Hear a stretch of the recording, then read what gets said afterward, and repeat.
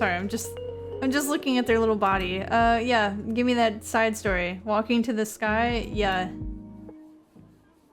Give me these children's story.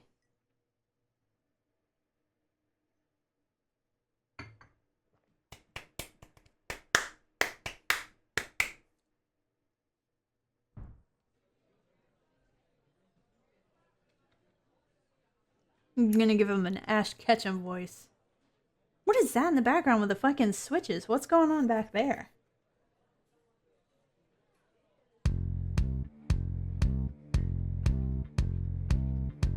Hey, little guy. Wanna play? Fetch. Maybe you'll have an easier time grabbing this.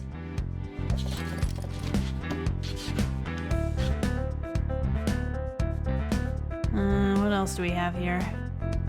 He ran his hand along the shelf and found another object to throw, a flat, dull ring of metal. Catch.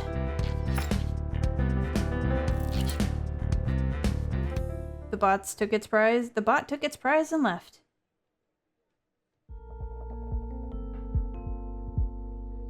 Oh, hey! She quickly broke eye contact and her eyes started scanning the floor as if she was looking for something. Tuan, not wanting to bother the girl, turned back to the shelf. She had clearly come upstairs looking for something, and it wasn't a conversation with him. Still, she seemed interested. She seemed interesting, and he kind of wanted to talk to her. But again, she wasn't taking the initiative, so neither was he. Her attention was directed towards the floor, not him. So he was surprised to hear her voice again.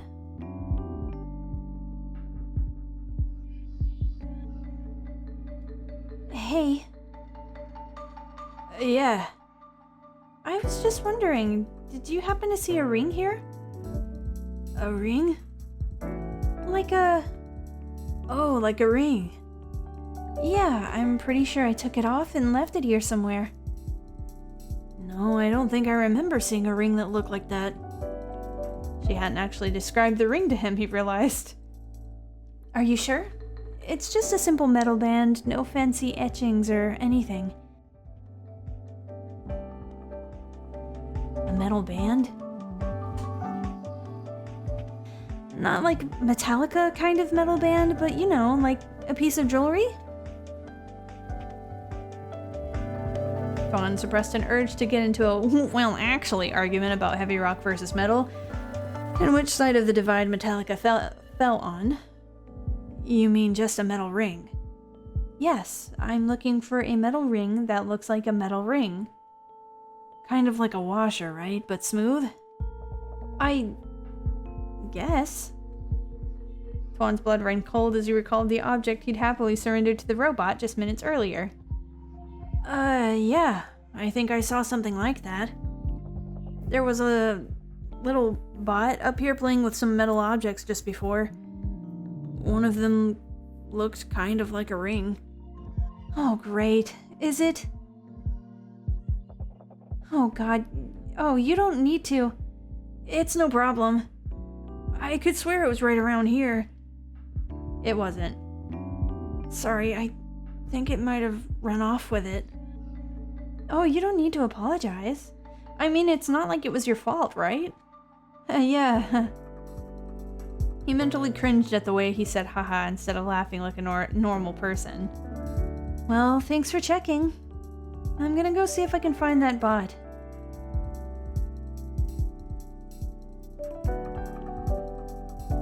It's me. I'm sorry? I mean, it's me that's going to help you find that ring. Oh, that's really not necessary.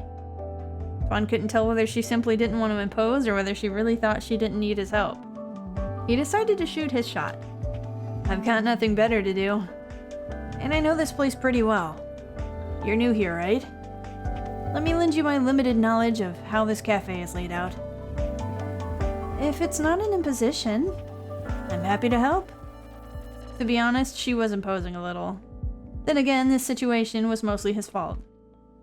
Well, cool. I appreciate it. I don't think I got your name, by the way. I'm Tuan. I'm Hannah.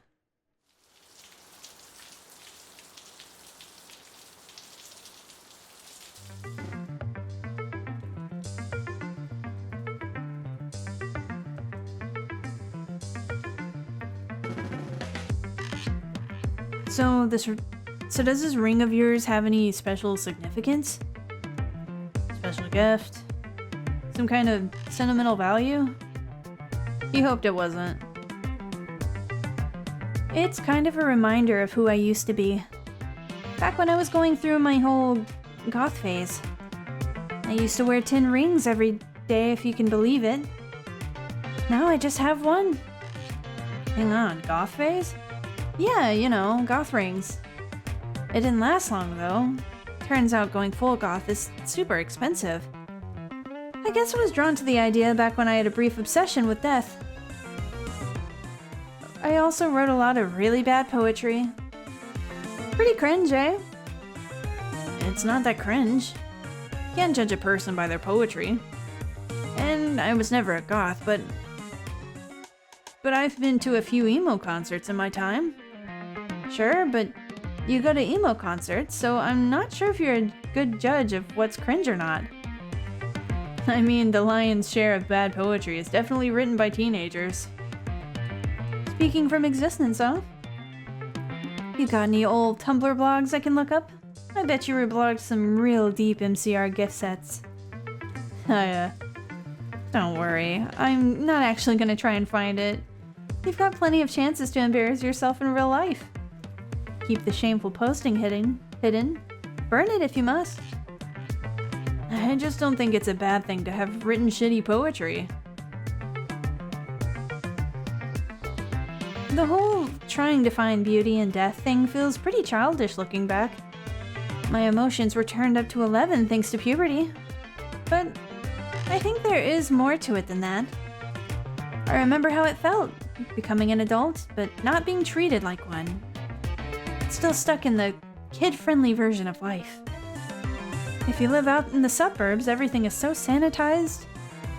It feels fake. And teens run in the opposite direction of what's fake. We embrace the darkest thing we can find, which tends to be death. I guess as teenagers, we don't usually have to confront death. Tuan kept his voice low out of respect for the other patrons. He knew enough about the cafe to understand that not everyone was here to have deep conversations about death.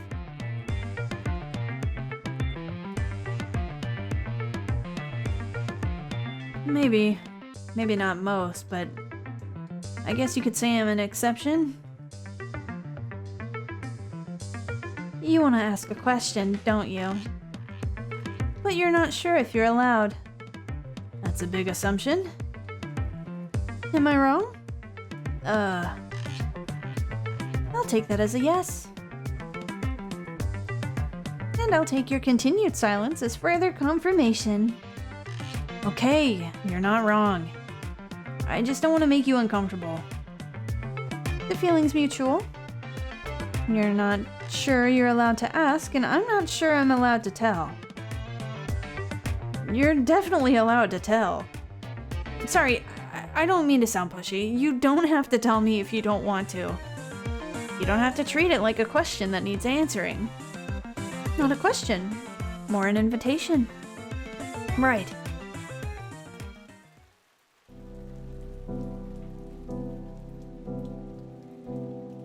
My mom was diagnosed with leukemia when I was 13. My father typically vanished as soon as he found out. I spent the next year dealing with crippling abandonment issues, not to mention the constant dread. There was more to this story Tuan could tell. But this was Hannah's story to share if she wanted. That's heavy. Thanks for trusting me with it. It was a dark time. But that stuff's all buried deep in the past now, never to be seen by anyone else ever again.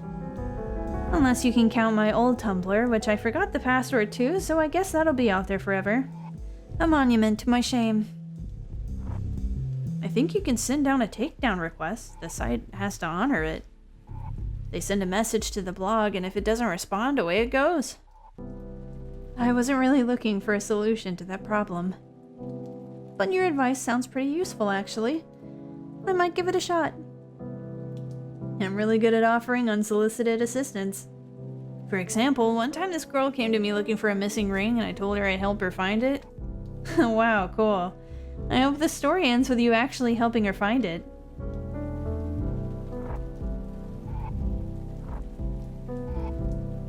I don't actually remember how the story ended. I think the big plot twist happened when we decided to study the bookshelf. Like the bookshelf we're standing in front of? Just so.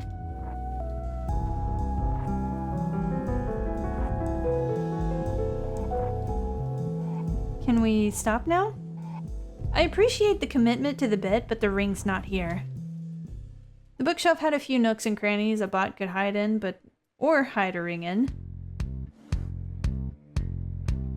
Are you sure it's okay to move stuff around like that? It'll be fine, as long as you don't sneeze. Is it really that fragile? Oh yeah. The shoebox ROG is not a plane known for its sturdiness. I'm sorry, I'm not sure I caught that. What's this thing called? The shoebox ROG, short for Rise Off Ground? It's a classic, capable of self-sustained indoor flight for up to 40 seconds. Don't tell me you know every model on these shelves. No, just the balsa wood airplanes. When did you become such an expert? Summer camp? I guess preteen boys just find that kind of stuff fascinating. I sure did, and I'll carry that obsession to the grave. And there I was, worried I'd missed out on something important by never going to summer camp. Actually, you kinda did. I'm sure that the physics of a rubber band powered airplane— no, I mean like the other stuff. I'm not a big fan of archery or netball either. You really think people remember summer camp because they got to play with bows and arrows? I always figured learning how to fish or shoot an arrow was meant to be some kind of delightful experience. Sadly, it's something I never got to enjoy.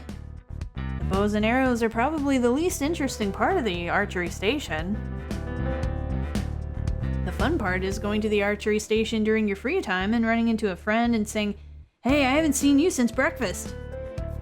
Breakfast is a really important part of the summer camp experience, huh? Well, yeah, it kind of is. You're all sharing breakfast at the same time in the same hall, you get to see everyone. To think, I could have been inviting my friends to breakfast this whole time. If only we'd arranged to meet at an archery station. The arranging part is the arranging is the part that misses the magic. It's, serendipity.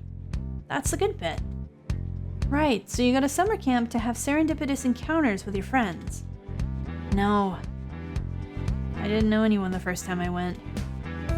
Then how did you serendipitously, I can't pronounce that way, encounter all these friends? You kind of just make friends while you're there. Sounds like hard work starting from square one. Actually, it's not. Crammed all together at summer camp, you fall into friendships more like it's natural. You meet loads of other kids, spend every waking moment with them, and then never see them again. And that's fun, knowing that you'll lose these friends when you eventually leave. Yeah. When you've only got a little time together, you really go all out, making the most of that time. Anyway, doesn't look like the ring's here either. Good news is there's still plenty more ground to cover. That's good news. I'd prefer it if our search radius were a bit smaller. It'd be worse if we didn't have more places to look, right? If it's not here, no need to keep digging around.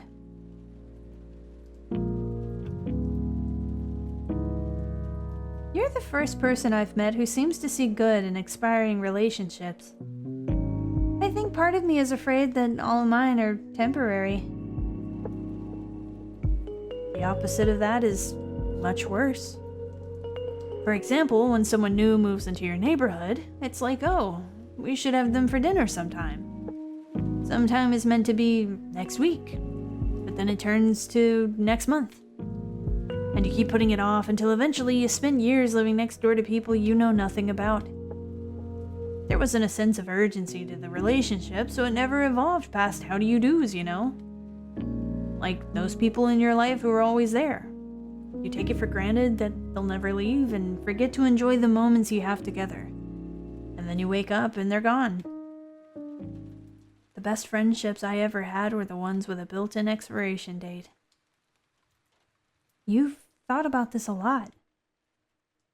Yeah, I guess I have. Is that why you enjoyed going to emo concerts? Sounds like a great opportunity to make a friend, spend a few hours with them, and then never see them again? It was kind of a one-time thing, really. I usually listen to music when I'm on my own. I still have the Fall Out Boy album I listened to every night while I cried into my pillow. Year 8 sucked. The music was that bad, huh? The lyrics made me feel the pain and futility of my own existence. A lot of my early teenage years were filled with a sense that nothing meant anything. When I listened to that album, it felt like I was staring into the abyss. The music wasn't bad either. Oh, good. Because taking shots at Fall Out Boy is fighting words. But I'm still wondering, like, if the album made you feel like shit, why did you keep coming back to it? I actually enjoy burying my face in my pillowcase and loudly sobbing as I'm overwhelmed by a creeping feeling of existential angst. I get that some people enjoy a good cry from time to time, but I think you might enjoy existential angst a little too much. No, you misunderstand me. I said I enjoy burying my face in my pillowcase and loudly sobbing as I'm overwhelmed by a creeping feeling of existential angst. That's the name of the third track on the album. I genuinely can't tell if you're lying or not. Lying or simply bullshitting. If I'm just trying to entertain, then it's not really lying. Maybe parody or satire or plain old storytelling. Satire doesn't work if it's indistinguishable from the truth. That title isn't an obvious exaggeration. I'd expect that from them. What if I told you my favorite song of theirs was actually I'm Like a Lawyer with the Way I'm Always Trying to Get You Off? I'd assume you were trying to flirt with me because there's no way that's a real song. And you assume it's a flirting attempt, why? Well, it's suggestive. If I had to describe it one word, I'd say it's... lewd. And if I told you my favorite Fall Out Boy song was Bang the Doldrums? Crude. I've got a dark alley and a bad idea that says you should shut your mouth? Rude. This ain't a scene, it's an arms race? Feud. Our lawyers made us change the name of the song so we couldn't get sued!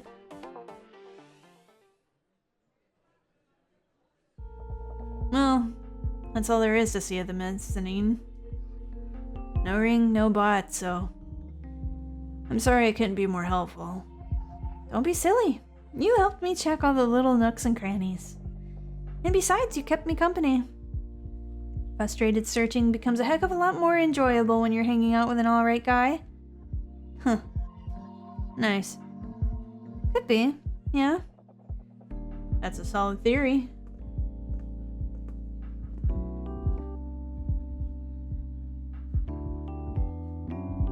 You gonna come with, or are we done looking for now? What if we, and hear me out here, what if we did not do that and just looked from up here instead? I've done enough walking for now. You want to sit down? No, sitting's overrated. I'm really into leaning against things. It's the new hip thing. You're terrible. Yeah. This place is pretty cool. It's alright. Interesting crowd down there. All types. Which, of course, means we've got that one guy sporting the blazer hoodie combo. Like, hey, look at me, I'm so cool, but also super chill. Wow, you're one of those guys, huh? No, I'm sorry. Did I just dunk on your fashion paramour? Nah. Those kind of guys can be real douchebags. But what if he wasn't? He wouldn't be wearing the blazer hoodie combo?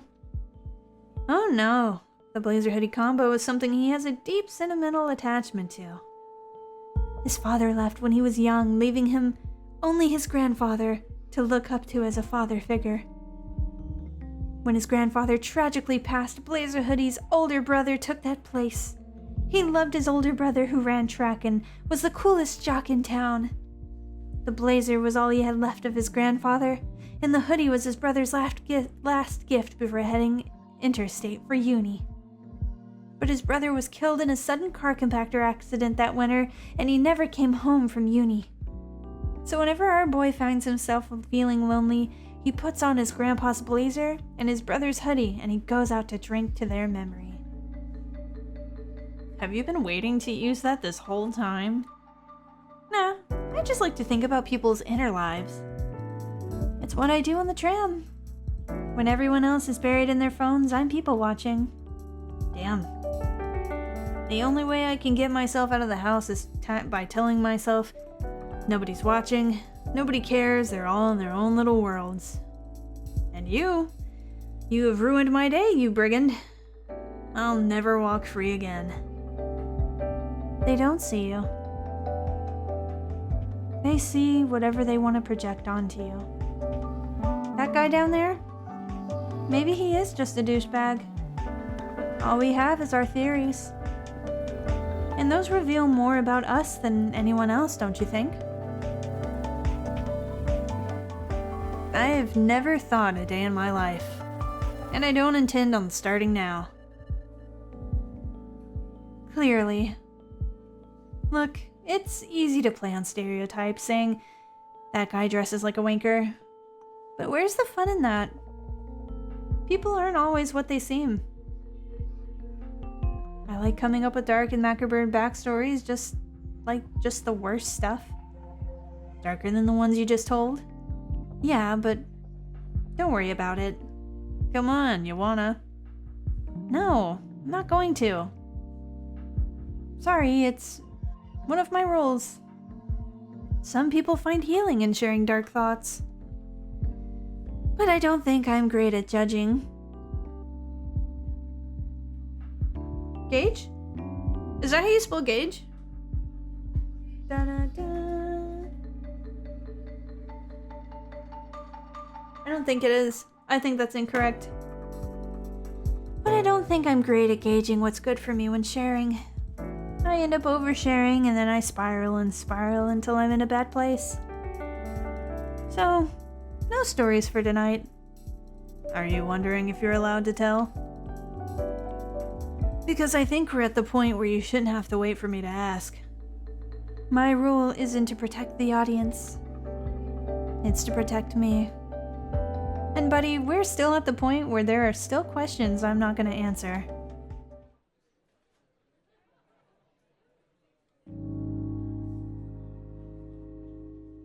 That doesn't mean I'm bothered by you asking. I mean, there are always going to be topics that aren't on the table. But you won't know until you ask. That's a good way to look at it. And here I was, worried I'd ruin the mood. I never shied from a somber mood. A mood getting dark and serious doesn't mean it's ruined. After all, some people like it dark. Yourself included? Hey, you can't have light without darkness, right? Sounds like a Fall Out Boy lyric to me. Good thinking, though. That's why I start every day with my hands in the toaster. The rest of the day feels amazing after that. I grew up north of Brisbane. Do you know what the weather is like there? Nope. But I do know that I like talking about the weather to get away from unpleasant topics.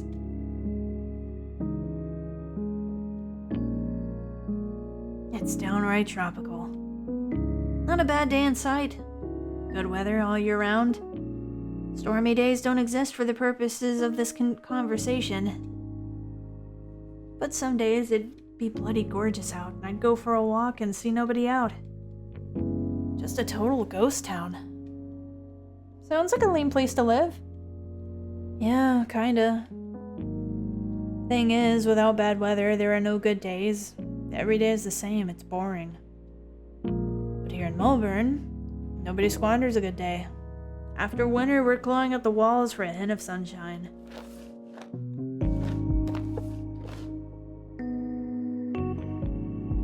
And that's your case for a dark and melancholy conversation? I mean, if everything's at a 10, it might as well be at a 1. There's no scale. I think I'd be perfectly fine if I only ever saw the happy parts.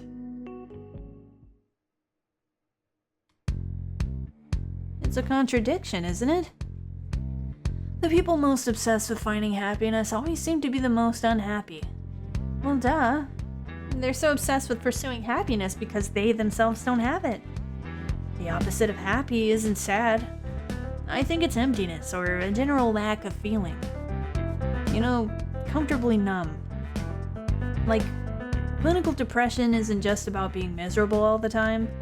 You're not in a constant state of sadness, more like a constant state of nothing. Speaking from experience? That's a personal question.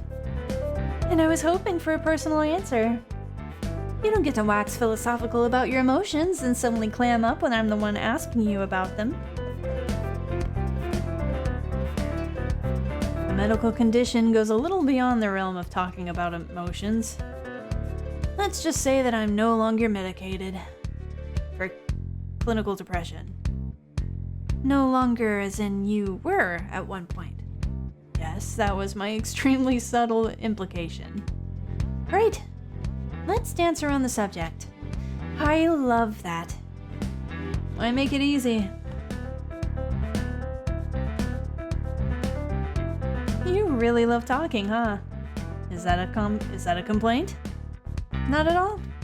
It's just you don't come across as quite so outgoing. I wasn't always. What you're seeing are the results of an extensive, self-inflicted, deprogramming effort.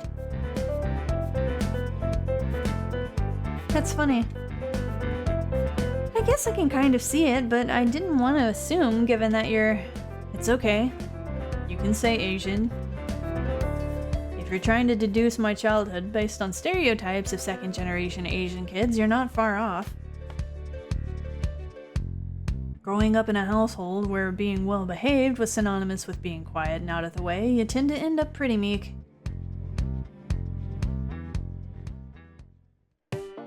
Huh.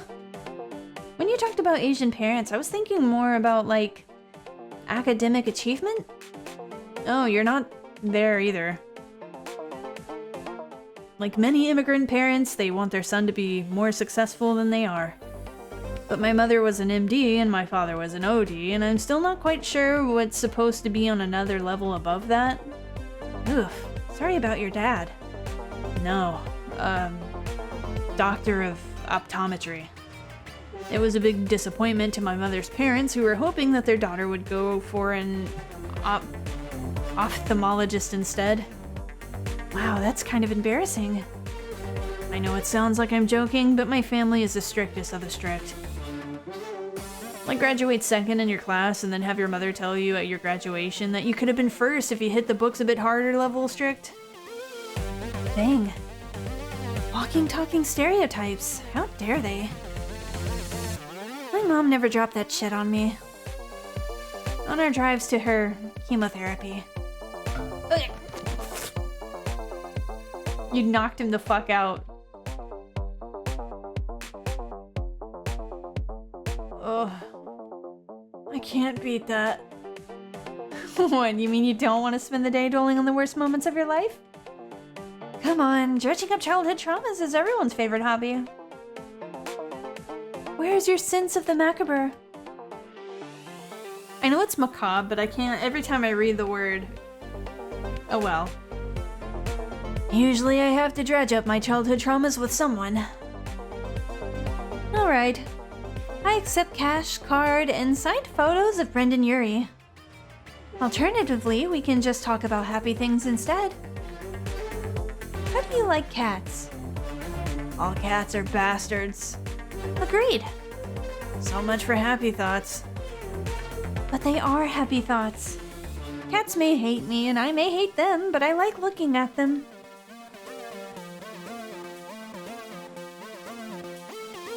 That's probably my spiciest take. Tuan was enjoying the easy rapport he found with Hannah, something rare and precious. But with that thought came the sudden sense of panic at the idea of losing this feeling, of losing...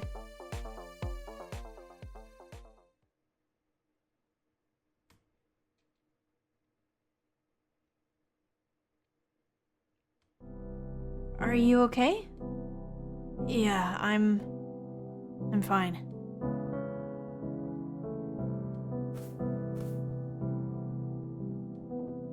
Feeling a bit uneasy on my feet there for a second. This place, it kinda does a number on you. You can say that again. This place kinda does a number on you. It was a lie. The anxiety in his chest clawing at his lungs wasn't an affliction brought on by his presence at the cafe. His fear of loss made him just like the rest of the patrons.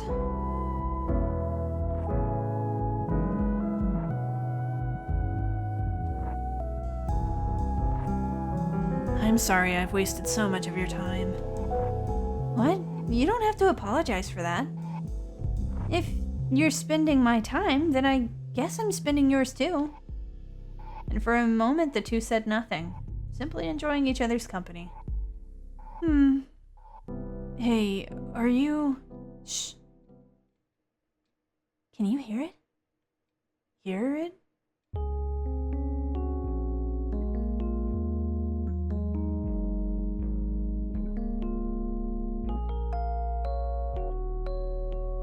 Is this your ring? That's the one.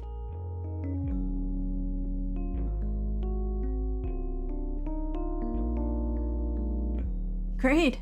I guess we're done here then. Yeah. Great. I'll, see you around. Sure. See you around.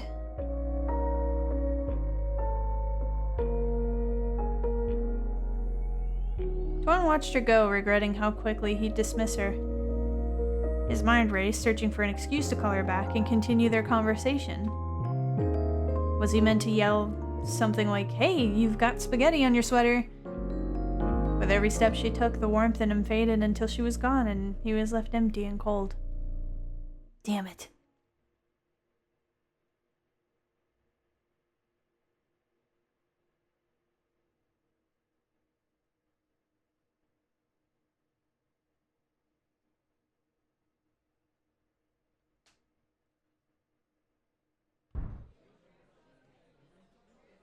What is that?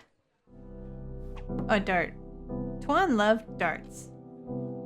People were hard to understand, but a dartboard was simple. Circles and squares and a sharp little missile thrown bare-handed by him. A self-proclaimed dartist. He'd honed his skills on school nights while his parents were too engrossed in their work to pay attention to him. It was a relatively quiet game when played skillfully, so it never made enough sound to draw in their ire. What had started as a distraction was now a secret love. Secret because what self-respecting teenager played darts? But he was not a self-respecting teenager. Not in the slightest. Yo!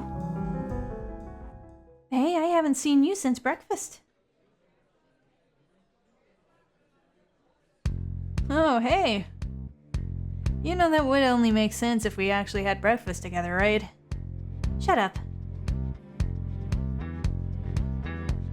You some kind of chain-smoking darts hustler?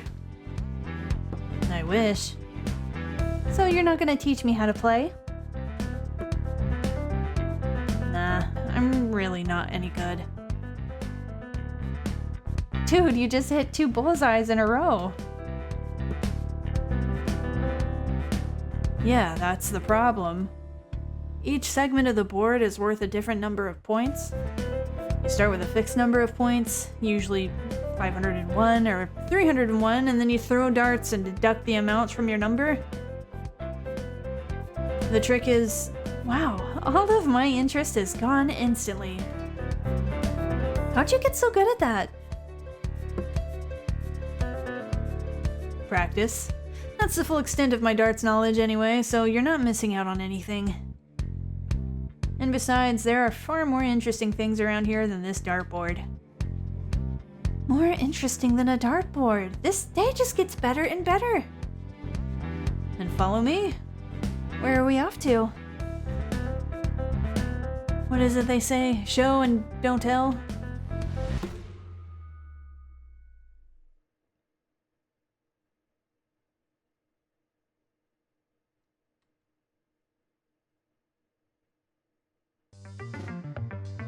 Where are you off to? This isn't our final destination. I have something cooler to show you. If you're talking about what's at the end of the catwalk, I've been there before. I came in that way, actually. The catwalk's not interesting. Then where are you going? Going down.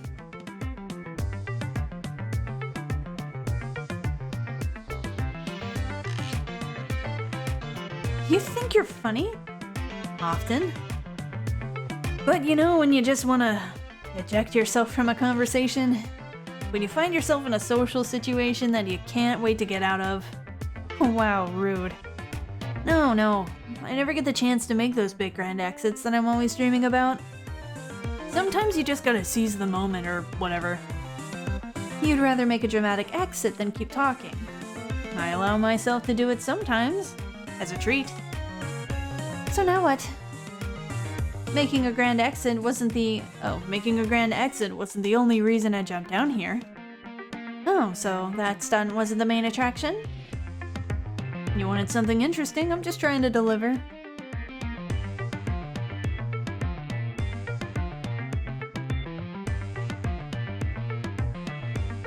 You can jump down. I don't have the feet of an athlete. Bend your knees when you land. It'll soften the landing. The impact force will travel from your feet through to your hip bone.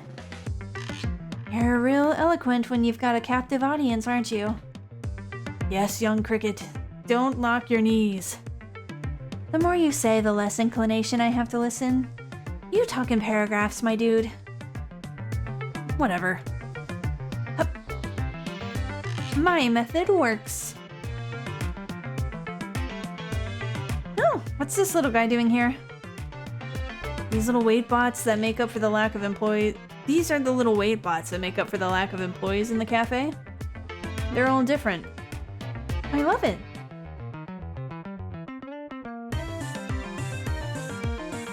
Do you think it climbed down here on its own?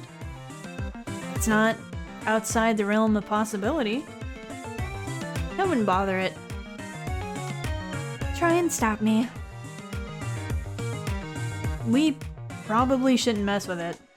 You're sure? Someone probably left it here for a reason, and now they're gonna come looking for it and find that someone pooped it. How would you feel if you were pooped by a giant fleshy creature? What? I'm just saying, this is a weird spot to find a robot. It might have been put here to do a specific job. I think it's bored. Can we take it with us? I really think we shouldn't. Fine.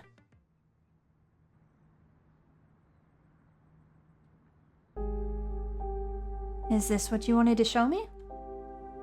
Nah. This is still the journey. Oh, cool. We'll get there soon enough. Is it safe for us to be down here? Doesn't matter. We're young, indestructible. What, because we're young we have to take risks? If the danger exists, I simply close my eyes and pretend not to see it. But for real though, I don't think there's anything down here that hasn't already been stripped for parts. So we probably won't trip into a giant shredder or anything. Or be crushed by giant bouncing logs. If I see one coming, I'll pretend that I don't so you can enjoy the surprise. You're so thoughtful. Come on. Come on. The last one there's a rotten egg. You don't even know where we're going. Watch your step. You don't want to trip. Didn't you just say something about ignoring danger? I mean, I'm not an idiot. Could have fooled me. Rude. Actually, given the amount of jagged, rusty metal I'm seeing around here, we should probably be at least a little careful. Hannah? Oh, jeez. What are you doing up there? Be careful. Looks safe to me. You never know what could be unstable or ready to collapse. I just look in the mirror for that. Okay, but for real. Why'd you bring me here if you were just gonna chaperone me to death? We're not at our final destination yet. Oh? Then what are we hanging around here for? So what's dangerous around here? Jagged, rusty metal? Tetanus, probably. It's not gonna poke through your shoes, hopefully, but try not to land on it with your face. Noted. Am I being too much? I should note at this point that I'm very bad at evaluating risk. Whoa, really? Shouldn't have followed you down here. I'm gonna have double tetanus by the time we leave. Not aiming for triple tetanus? I try to keep my expectations modest.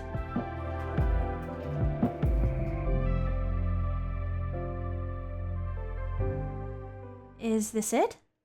Yeah, this is it.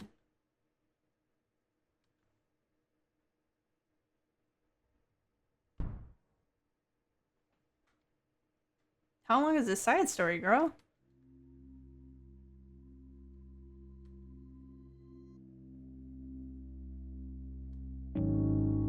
If this place is meant to be more interesting, I have bad news for you. This hallway tells its own story. Well, it's too dark to read. There's just nothing happening here. Why hasn't anyone taken the time to make this place nicer? Maybe the interior designer was into rustic industrial. There's no accounting for taste. What a cop-out. There's no accounting for taste. Hey, the human mind is complex. How am I supposed to know? The human mind is complex. Okay, Einstein. Well, actually, Einstein was primarily a physicist, not a neuroscientist. Wow, you must kill at parties. Yeah, chicks dig me. I guess I can see it.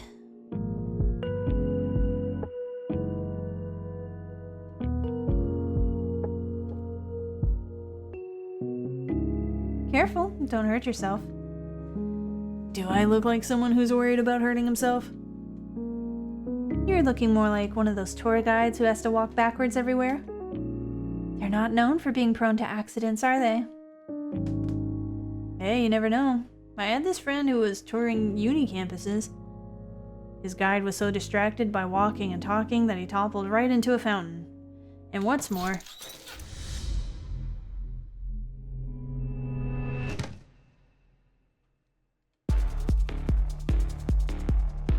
Don't say you told me so. I shouldn't laugh, but well, here I am. Laughing. At you. Great job, little buddy. Can I pet this one? Yeah, I guess.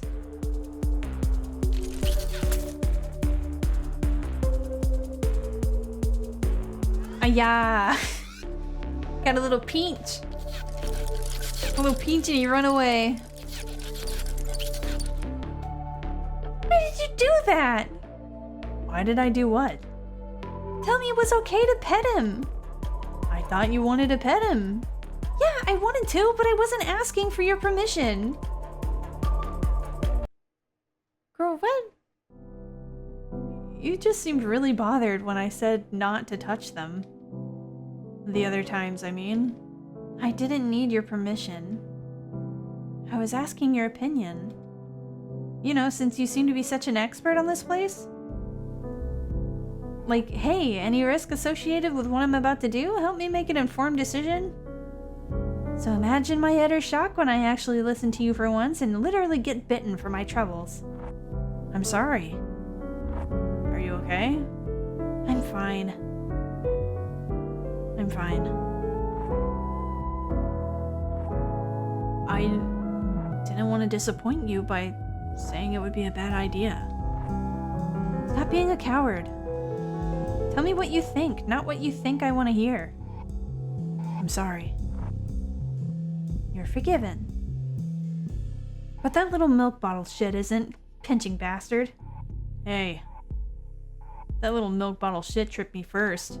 Yeah, it was hilarious. Well, I hope you've at least learned the dangers of backwards walking and talking. I have, but what about you? Definitely not. Ladies and Hannah, we've reached the final stop of this nondescript hallway. You were really gonna keep saying nondescript, Mr. Doesn't Own a Thesaurus? Dull, sterile, boring, boom? There's no better adjective, in my nondescript opinion. Never read any Lovecraft. Half his monsters were so scary that his narrators couldn't describe them. You really took the easy route with that one. Who did? Lovecraft. Wait, that was his real name? Yeah. No wonder he was like that. What else would a guy with that name be known for? Crafting. Love. You got me.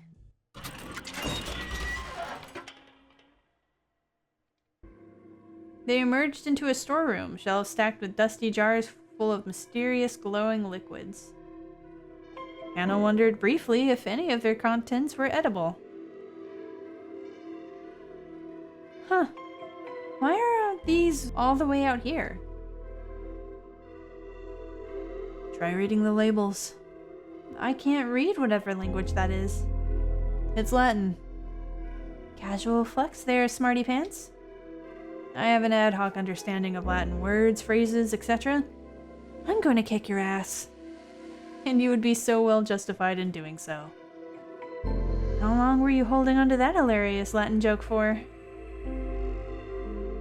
Since I read it on the internet. I wanted to understand the lyrics of One-Winged Angel, so I was doing a bit of research. Latin nerds love their wordplay. Can you actually read any of these labels? None of them say Sephiroth, so no. All I can tell you is that if you see Memento Mori, you probably shouldn't drink it. Is that the Latin word for poison? Remember your mortality. Oh, I'm very aware of my mortality, thanks. So, why the obsession with this particular song? It's from a video game. One you played with your friends. Nah, single player. I'm not good at connecting with my peers. And I thought we were connecting pretty well. You think we're peers? Because it appears you're out of my league. Oh, shucks. It's true. 3 cheers for low standards. 3 cheers for low standards. Hannah's eyes sparkled when she laughed, and for once Tuan struggled to feel anything but warm. Yo, check out that one. I told you already, I can't read it. Yeah, but look at it. Looks like there's something trapped inside. Creepy. Should we do something about it? Why are you asking me?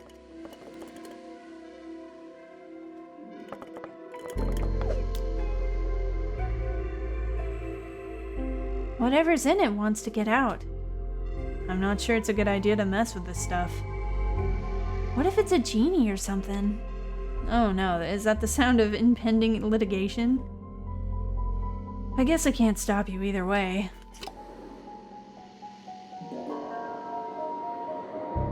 Thank you! A warm glow suffused them both, then in a heartbeat was gone. Did you hear that? I think so. Do you think we did something we shouldn't have? We? 2 hands touched that jar and they were both yours. You were at least an accomplice. I get the feeling we unleashed something. I got that impression as well.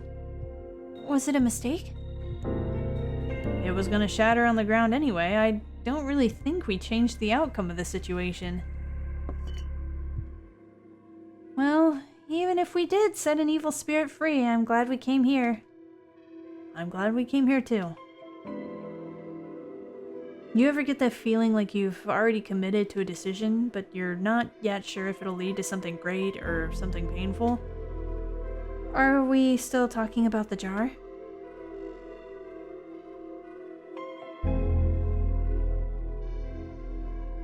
Yes, definitely. Let's get a move on. I think I swapped their voices. Whoopsie.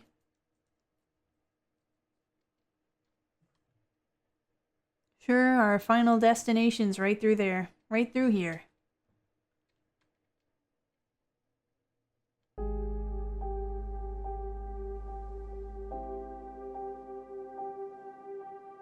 Tuan's heartbeat thundered in his ears. Afraid of heights? I think it's perfectly natural to be a bit spooked when confronted with something that could be lethal. Lethal?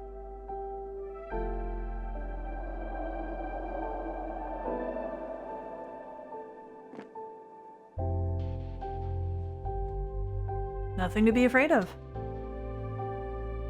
Scared me for a sec there, hotshot. Oh yeah? He felt an absence when she withdrew her hand. When I thought to myself, I hope he's falling for me, this isn't exactly what I had in mind. But like, that doesn't seem pleasant. The fall, I mean. Why jump if you don't have to? The gut-wrenching fear only lasts a few seconds. You get used to it. I can only imagine. What I want to know is why you felt compelled to do it in the first place. I just wanted to feel something. Sometimes horror movies just aren't enough. I get it. Yeah, it's just... You know, like I said earlier, better to feel something than nothing sometimes. Is that downtown? I think so. But I don't really catch the train into town that often. I don't recognize anything specific, but the Yar is there, so the rest of the city must be too. Reckon anyone can see us from down there? Dunno. The city looks so different from up here. Yeah. It feels lived in. Most cities do. That's why they're cities. People live there. But some cities just seem sterile, you know? Housing estates and golf courses and toll roads on a grid. Everyone commuting to their office job in a skyscraper that's the same as all the other ones. This one's pretty to look at. Is it safe to sit there? Look, if I can step off this platform, it would be crazy for me to be shy about letting my legs dangle over the edge. Sitting here like this reminded Tuan of being 7 and swinging his legs daringly over a balcony's edge with his friends. They got yelled at for it because it was dangerous, but the association stuck. It had been a long time since he'd felt so carefree. At a glance, Melbourne's sprawl seemed vivid and meticulously detailed, but the more he tried to pick out individual features, the more his vision blurred. From up here, everything ran together like unmixed paint. Everything was just an indistinct part of a larger whole. I thought I'd be able to see my house from here, but I can't. Actually, I can't recognize anything. I know it's Melbourne, but it feels like a dream. Do you think we're dreaming? I think I might be. You could be a figment of my imagination. Huh. I was thinking it was the other way around. I suppose it's all about perspective.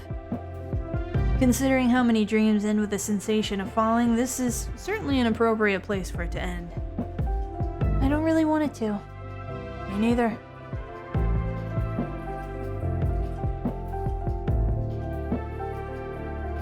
If you brought me here for us to stare longingly into each other's eyes, we could have just stayed down at the cafe. I'm just enjoying the view. Very funny. So, when are you going to hurry up and make a move?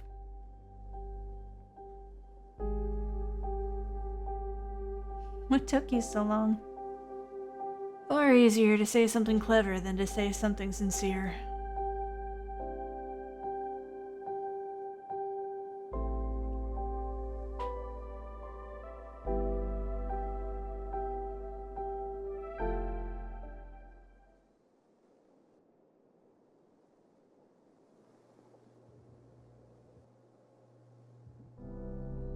Hello? I lied to you earlier. About what? Remember when I told you about my mom's leukemia diagnosis? How I was 13 years old and my dad left us because of it? Yeah, I remember. It wasn't the whole truth. She wasn't the one who got the diagnosis. This hair isn't mine. 6 months of chemo wasn't kind to me. I felt like a fraud every time I wore someone else's hair, so I bought this from a costume shop. If I was gonna lie to the world about having hair, it might as well be something dazzling. Can you say something? Please? I guess it's not a surprise. You only make fun of people when it's trivial stuff. When you started cracking wise about cancer, I started getting the inkling that it wasn't about someone else. Not obvious, huh? Not at first. But I feel like I've gotten to know you well enough by now. You interrupted something. Yeah. I was going to. I know. If you still want to, Sorry. Mood's dead. My fault. Need to reset the scene. How about we go for a walk? I think that'd help. As the last vestiges of the terminal faded into the distance, Tuan realized they were entering a world of their own construction. There were no rules here. They were well and truly free from everything else. He didn't know what they were walking towards, but in the end, did it really even matter?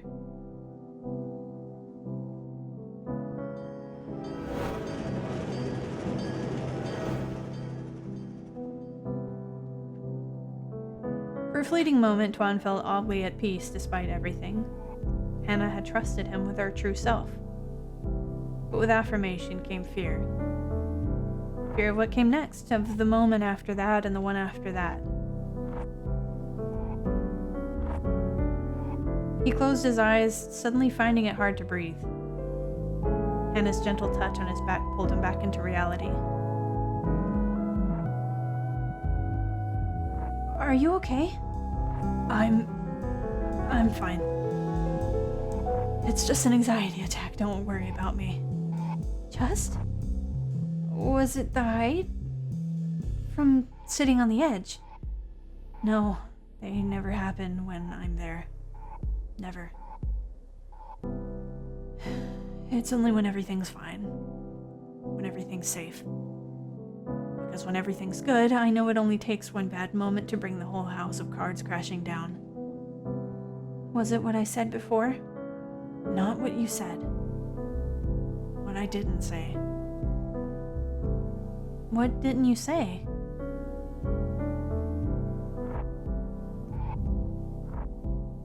I knew.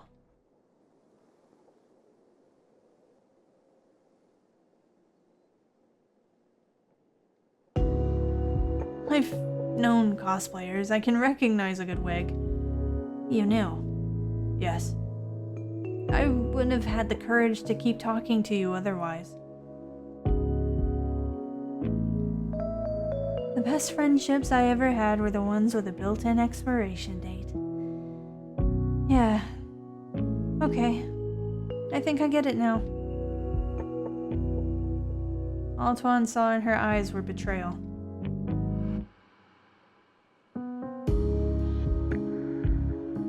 Is that what I am to you? A girl with an expiration date. It's not you, it's me. I'm so used to people being transient in my life, it wasn't so scary to talk to you if... I'm sorry, I brought you here because I wanted to feel normal for just one night. I wanted that too. To leave everything behind and feel normal. Even if only for a few hours. And I did. Thank you. Hannah. Tuan felt him teetering on the brink of something. What was she feeling? The same dread? The same longing?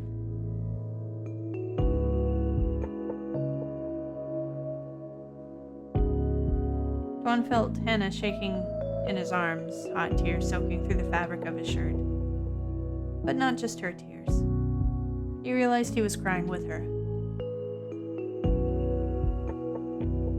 Tuan wished a train would pull up to the platform to whisk them away so they'd never have to return home. He knew Hannah felt the same way. But that's not how life worked. Are you ready? As long as it's with you. Just don't let go.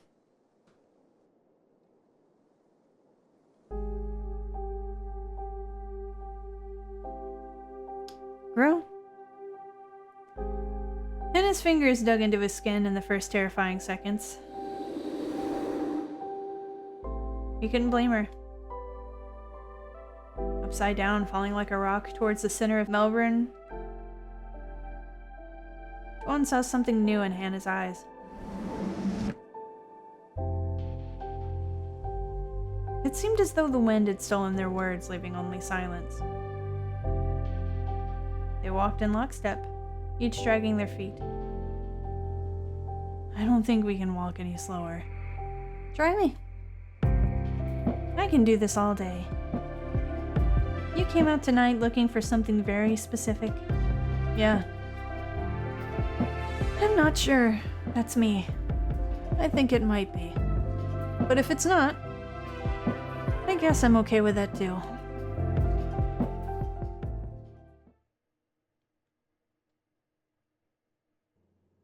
At first glance, Tuan had thought the shelves of jars were just thrown together. Afterthoughts, nothing more than a forgotten mess. But now he realized that each jar seemed perfectly created for its contents, as if they were made for each other. Hannah seemed far away, perhaps also thinking of the jars. Or perhaps of something else entirely. You think I'm carrying around a lot of pain, don't you? Hard not to, after all this. But it's not you. I've been thinking about myself.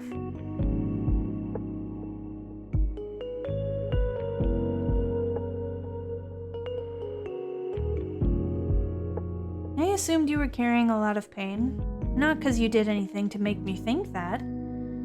It's just easier to cope when I assume everyone else is going through the same stuff as I am.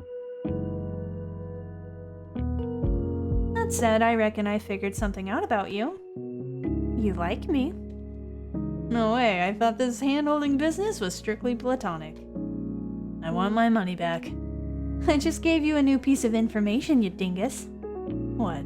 Did you expect me to do some flowery like, I like you anyway speech? Because that's not really my thing. You've got baggage. That's part of who I am. You don't get to pick and choose. And that's okay. I like you. I like all of you, Hannah. Every little thing that's ever happened to you has shaped you into the person standing next to me. And I really, really like that person. You're right. I don't get to pick and choose. So when I say I like all of you, I want you to know that I mean it. You're not the first person who's ever told me something like that before. But you're the first person I believed. That's the worst way to lie to someone. The worst way to lie to someone is to tell them what you think they want to hear. Yeah, you get it.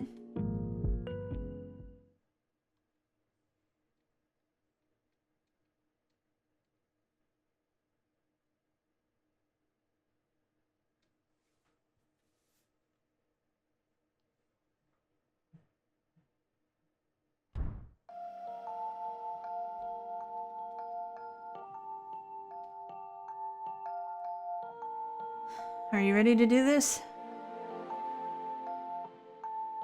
I'm ready. As long as you're doing it with me. Then don't let go.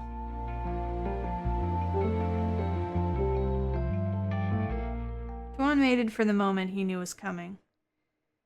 for Hannah's form to fade as all spirits did upon leaving the terminal.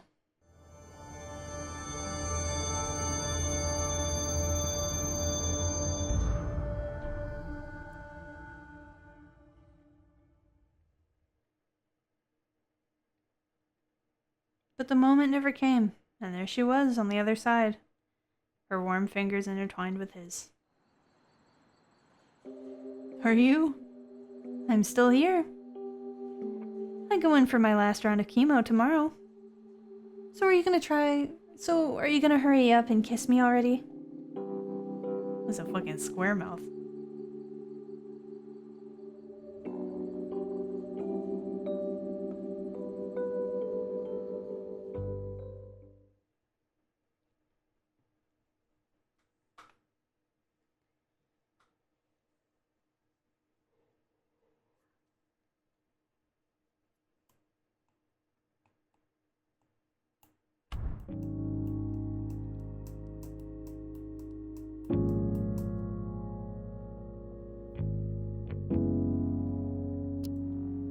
Okay.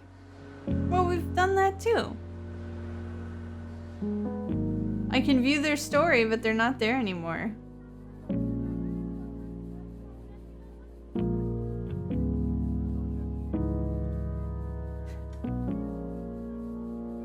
They just disappeared. They're gone. That's alright. So we finished the most recent chapter. We've done the side story with Tuan and Hannah, which has been really nice and cute. And then next time we'll see where this adventure takes us. So until then, I'll see you later. Goodbye.